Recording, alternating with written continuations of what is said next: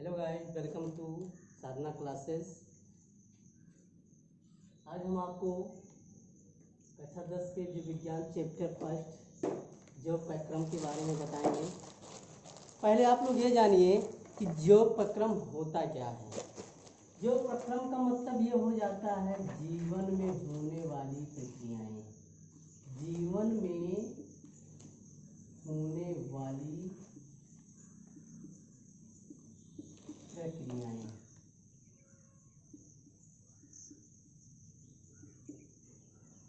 ज्यों प्रक्रम का शाब्दिक अर्थ अगर निकाला जाए तो जीवन में होने वाली प्रक्रियाएं। सभी लोग जानते हैं कि व्यक्ति जन्म लेता है, मरता है, तो ये तो जन्म और मरण का कंडीशन हो गया। लेकिन ज्यों प्रक्रम सजीव के लक्षण जो होते हैं उनके बारे में अध्ययन किया जाएगा। और सजीव हम कैसे कह पाएंगे कि कोई व्यक्ति सजीव है। ज्यों प्रक्रम का मतलब कि जीवन से हो गया, जीवन में प्रक्रियाएं घटित होने वाली हो गई। तो कहने का मतलब क्या हो गया कि जीवन में जो भी प्रक्रियाएं घटित होती हैं उनको हम लोग ज्यों प्रक्रम कह सकते हैं।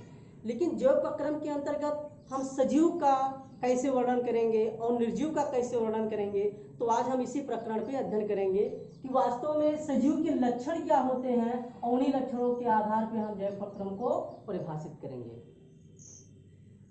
ज्यों प्रक्रम कहा जाए या व्यक्ति के जीवन में होने वाली प्रक्रियाओं के बारे में अध्ययन किया जाए तो आपको पता होना चाहिए कि व्यक्ति को उपापचयी क्रिया जैसे श्वसन, पाचन, उत्सर्जन, प्रजनन, श्वसन सांस लेने के लिए, प्रजनन अपने समान संतान उत्पन्न करने के लिए, पाचन ऊर्जा के लिए, उत्सर्जन अपशिष्ट पदार्थों को बाहर निकालने के लिए, ये सारी जो प्रक्रियाएं हमारे जीवन में घटित होती हैं उन्हीं को हम लोग सामूहिक रूप से ज्यों प्रक्रम कहते हैं।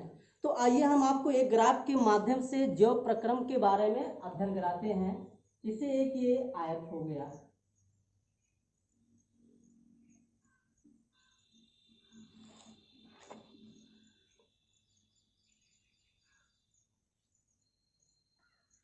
हम सबसे पहले चालू करते हैं यहाँ पे श्वसन से।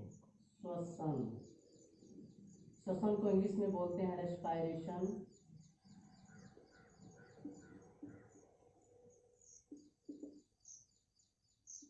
श्वसन, प्रजनन, रिप्रोडक्शन, अगला उत्सर्जन, एक्सक्रीशन, श्वसन, सर्जन, पाचन। पाचन को इंग्लिश में डाइजेशन बोलते हैं।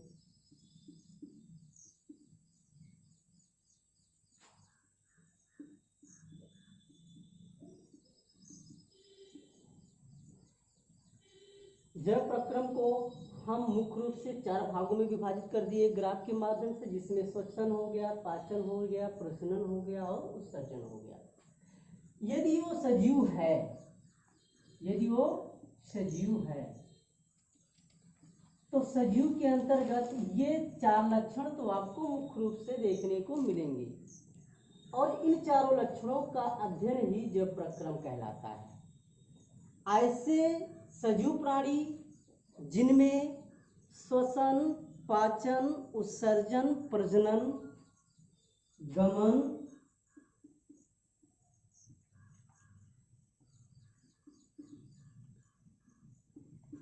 और वृद्धि,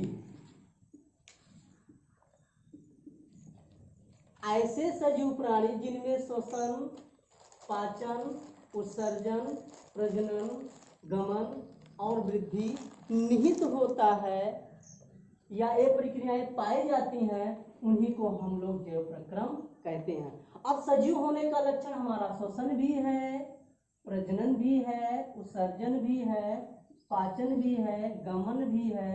गमन को हम लोग चलन भी बोलते हैं। चलन का मतलब होता है जब एक स्थान से दूसरे स्थान पर व्यक्ति स्थानांतरित होता है तो वह प्रक्रिया गमन कहलाता है। इसे पौधे तो अचल प्राणी हैं, है तो सजीव वो भी, लेकिन वो एक स्थान से दूसरे स्थान पर स्थानांतरित नहीं होते हैं। किंतु सजीव प्राणी में लिविंग ऑर्गेनिज्म की बात करते हैं, जीव की बात करते हैं, सजीव प्राणी की बात करते हैं, तो जैसे वो गाय भैंस कुत्ता बिल्ली मानव या विभिन्न प्रकार के कीट बैक्टीरिया प्रोटोजोवन, इनमें लोकोमोशन की क्रिया पाई जाती है। तो भी एक लक्षण हो गया कि सजीव प्राणी लोकोमोशन करते हैं। बोलो गमन लोकोमोशन। अब एक चीज तो स्पष्ट हो गया, यदि सजीव है तो उसके अंदर श्वसन होगा, वृद्धि होगा, प्रजनन होगा, पाचन होगा, गमन होगा और उत्सर्जन होगा। तो ये शब्द में हम लोग कह सकते हैं जैव प्रक्रम वह प्रक्रिया है जो सजीव प्राणियों के श्वसन, प्रजनन, उत्सर्जन, पाचन, वृद्धि और गमन को प्रदर्शित करता है, जैव प्रक्रम कहलाता है। तो हम लोग सामरिक रूप से कह सकते हैं कि सजीव प्राणियों के जीवन में घटित होने वाली घटनाएं जैव प्रक्रम कहलाती है। इसके अंतर्गत सबसे पहले हम आपको श्वसन के बारे में डिस्क्राइब करेंगे कि वह क्या है। व्यक्ति भोजन के बिना, जल के बिना कुछ समय तक तो जीवित रह सकता है, किंतु यदि वो श्वसन की क्रिया कुछ समय के लिए रोक लेगा तभी वो नष्ट हो जाएगा या मर जाएगा या डेथ हो जाएगा उसका। तो श्वसन या respiration is a very important for living organism. कहने का मतलब क्या होगा, श्वसन जीवन के लिए अति महत्वपूर्ण प्रक्रिया है, जिसमें सजीव प्राणी कार्बन डाइऑक्साइड को छोड़ते हैं और ऑक्सीजन को ग्रहण करते हैं। यह प्रक्रिया श्वसन कहलाता है। तो श्वसन भी जीवन के प्रक्रम का एक लक्षण हो गया। इसके बाद हम लोग चलते हैं वृद्धि पे। वृद्धि की बात करते हैं। व्यक्ति भ्रूणावस्था से लेकर